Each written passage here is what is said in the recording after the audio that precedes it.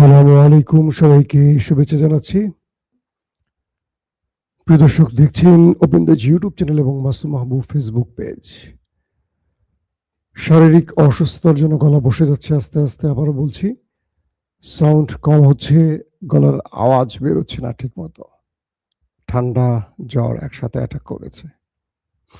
দর্শক, বেশ কিছু গুরুত্বপূর্ণ খবর আপনাদেরকে সকালবেলা দিতে চাচ্ছি।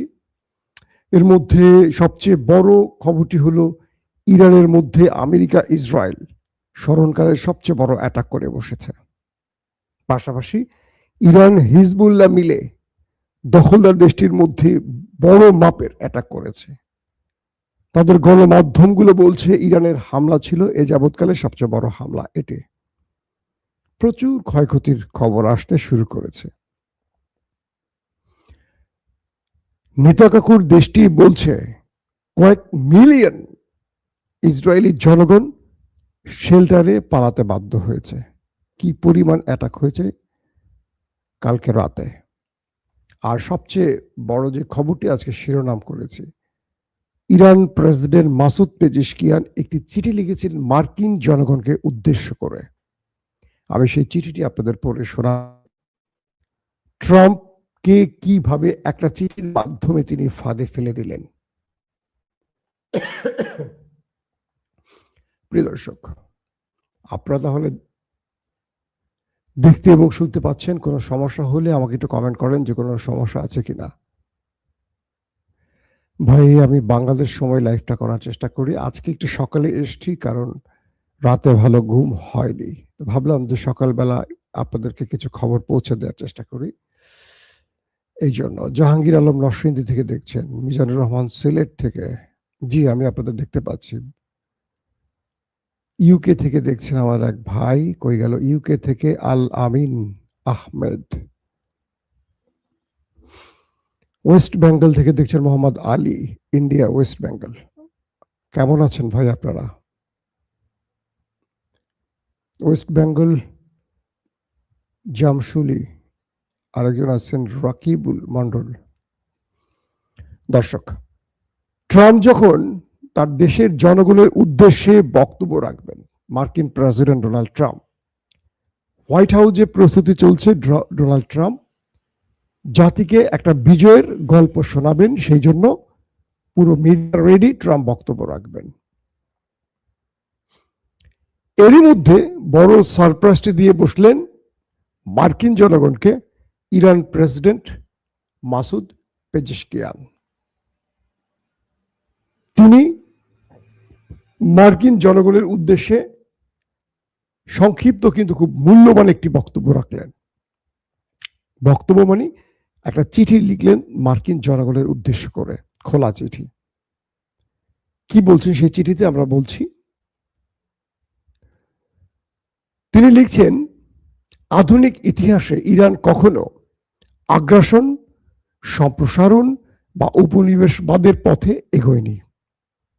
তিনি বলেন, ইরান কোনো যুদ্ধ শুরু করেনি, তবে যারা ইরানকে আক্রমণ করেছে তাদের কঠোর প্রতিরোধ করছে Iran. Iran president Masoud Pezeshkian তার চিঠিতে আরো বলেন, ইরানকে নিরাপত্তা হুমকি হিসেবে উপস্থাপনের তীব্র বিরোধিতা করছেন তার দেশ এবং তিনি। তার মতে ইরানকে আগ্রাসী হিসেবে তুলে ধরা বাস্তবতার সঙ্গে মেলে না এবং এটি মিথ্যে।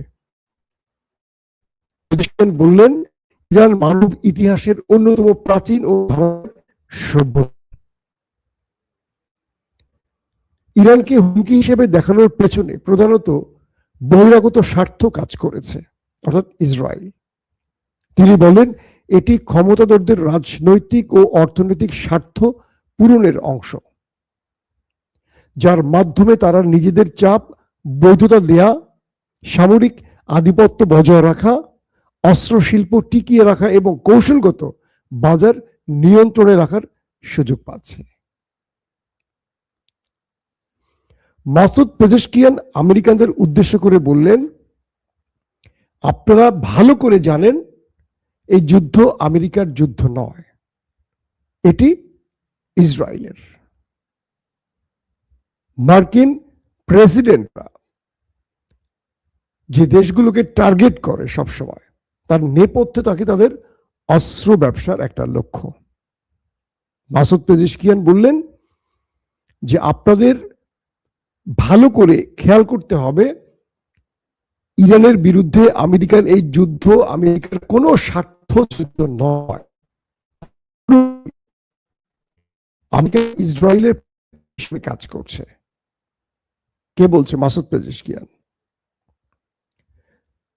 বললেন আমেরিকার জনগণ তাদের ট্যাক্স পে করে যে আমেরিকাকে বাঁচিয়ে রেখেছে, সেই আমেরিকার প্রেসিডেন্টরা বরাবরই ওই একটি দেশের এজেন্ডা বাস্তবায়ন করে সবসময়, এবং তাদের প্রক্সি হয়ে এই অঞ্চলে বারবারই আক্রমণ করতে আসে। তিনি বললেন আপনাদের সময় এসেছে বিবেচনা করার যে আমেরিকা ইরানে যে আক্রমণ করতে এসছে, ইরান কি কখনো আমেরিকার জন্য থ্রেট ছিল, অথবা ইরান কখনো আমেরিকার উপর আক্রমণ করেছে বা আরো আক্রমণ করবে এইরকম সম্ভাব্যতা তৈরি হয়েছে? তাহলে আমেরিকা যে বলল আক্রমণের আগে যে এই আক্রমণ না করলে ইরান আক্রমণ করে বসতো, এইরকম কোন একটি প্রমাণ কি আপনাদের কাছে আছে? আর কতকাল, তিনি বলছেন, আর কতকাল ইসরায়েলের প্রক্সি হিসেবে আমেরিকা যুদ্ধ করবে? এখন আপনারা বিবেচনা করুন, ইরান যে পাল্টা প্রতিরোধ গড়ছে, এটা কি তাদের বৈধ অধিকার নয়? কারা আমাদের উপর যুদ্ধ চাপিয়ে দিয়েছে? আমরা যুদ্ধ শুরু করিনি, আমরা ওই দুটো দেশের বিরুদ্ধে প্রতিরোধ করছি, আত্মরক্ষা করছি। আমাদের সাথে মার্কিনীদের কোনো বিরোধ নেই। যুগের পর যুগ এরা নিষেধাজ্ঞা দিয়ে আমাদের দেশটাকে খাদের কিনারে পৌঁছে দিয়েছে, তারপরও আমরা বিরোধে জড়াইনি। আমাদের সর্বোচ্চ নেতা সহ গুরুত্বপূর্ণ ব্যক্তিদের হত্যা করেছে বিনা দোষে। কে বলছেন? Masoud Pezeshkian. তার এই বক্তব্যের পর ডোনাল্ড ট্রাম্প আর কি বলবেন?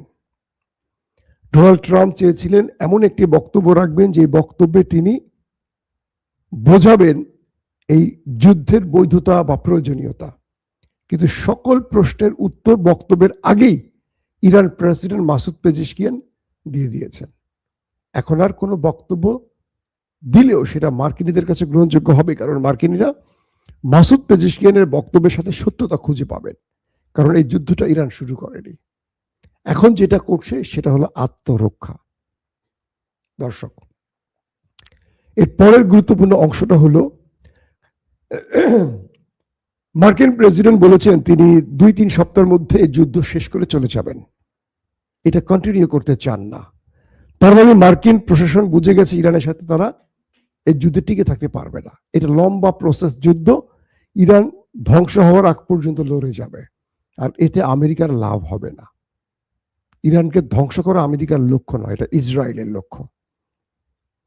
তাই মার্কিন প্রশাসনের চাপ বৃদ্ধি পাচ্ছে, সেনাবাহিনীতে যুদ্ধের ব্যাপারে অনাস্থা অনীহা বাড়ছে, এবং সেনাবাহিনী বুঝতে পারছে যুদ্ধ নয়।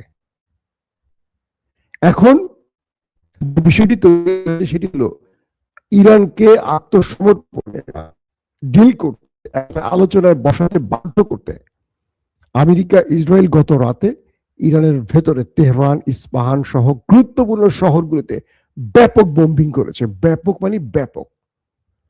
বিভিন্ন শহরে মনে হয় যে পারমাণবিক হিট হয়েছে, এত বিস্ফোরণের আওয়াজ, পুরো শহর ধুয়োয় ঢেকে গেছে। মার্কিন যুক্তরাষ্ট্র দাবি করেছে ইরানের বেশ কিছু অস্ত্র ডিপো তারা ধ্বংস করেছে। হতে পারে, কারণ যে বিস্ফোরণের দৃশ্যগুলো দেখেছে তাতে মনে হয়েছে যে একটি 2000-3000 টনের বোমা মারলেও এত ধোঁয়া হওয়ার কথা না।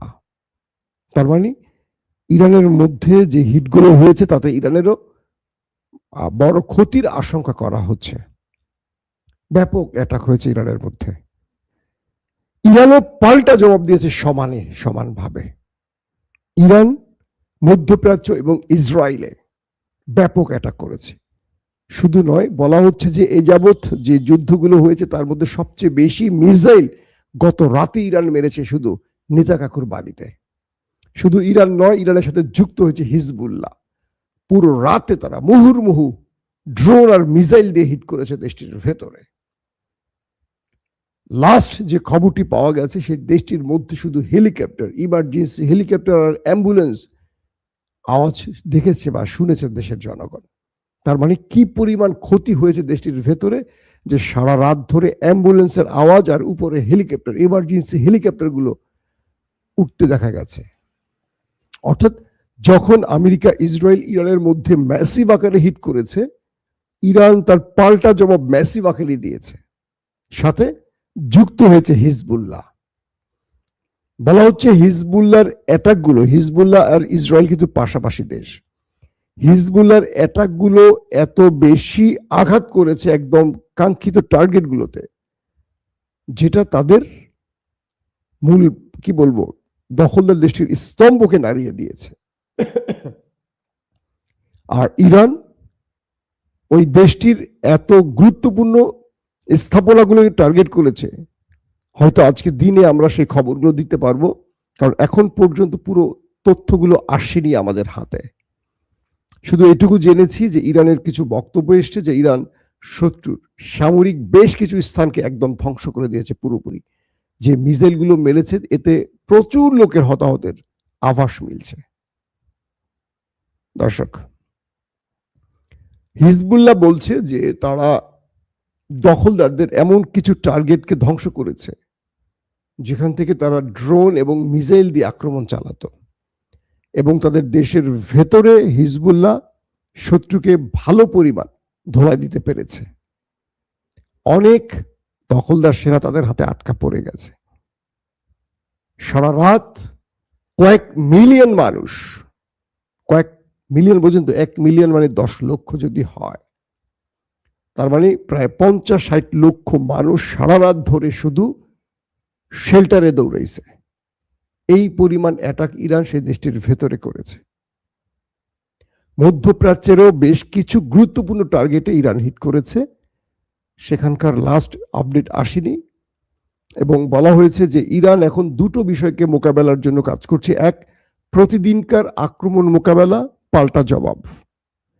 অন্যদিকে ইরান যে কাজটি করছে দ্বিতীয়, সেটি হলো যে কোনো সময় একটি সুযোগে মার্কিন কমান্ডোরা ঢুকে পড়তে পারে ইরানের ভেতরে, সেটাকে প্রতিরোধের সর্বোচ্চ চেষ্টা ইরান করে যাচ্ছে।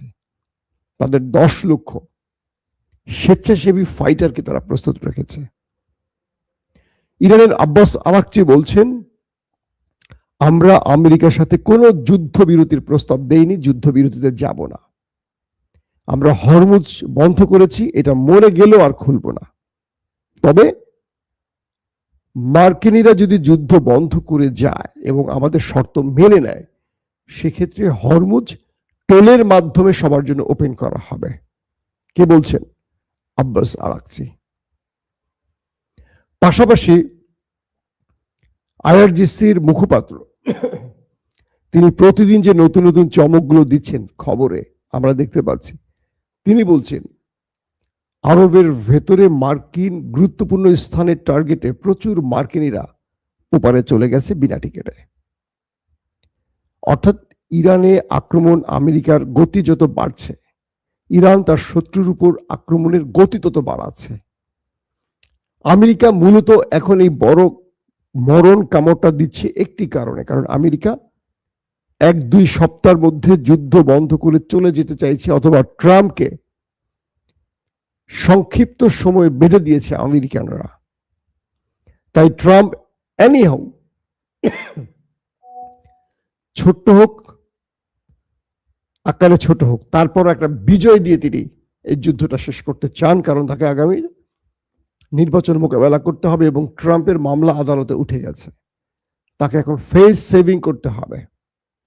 ট্রাম্প মূলত তার দূতদেরকে দিয়ে ইরানকে বারবারই বোঝাতে চাইছে যে আমাকে একটা ফেস সেভিং দেয়া হোক, একটা ফেস সেভিং চাই, আমি যুদ্ধ থেকে চলে যেতে চাই। ইরান ছোট মোটো একটা আবদার আমাদের রাখুক। ইরান কোনো আবদার মানতে এই মুহূর্তে রাজি নয়। ইরানের বক্তব্য একটা, যুদ্ধেই তুমি শুরু করছো, যেহেতু তুমি যুদ্ধেই সবকিছু শেষ করো, যুদ্ধেই তুমি পরিসমাপ্তি আনো, অথবা আমরা যে শর্ত দিয়েছি সেই শর্ত তুমি মেনে নাও। দর্শক, বিদায় নিচ্ছি। ইনশাআল্লাহ আজকে দিনে আবারও হাজির হব আপনাদের মাঝে আরো গুরুত্বপূর্ণ আপডেট নিয়ে। এখনকার মতো বিদায় নিচ্ছি। প্রত্যেকে ভালো থাকবেন। আল্লাহ হাফেজ।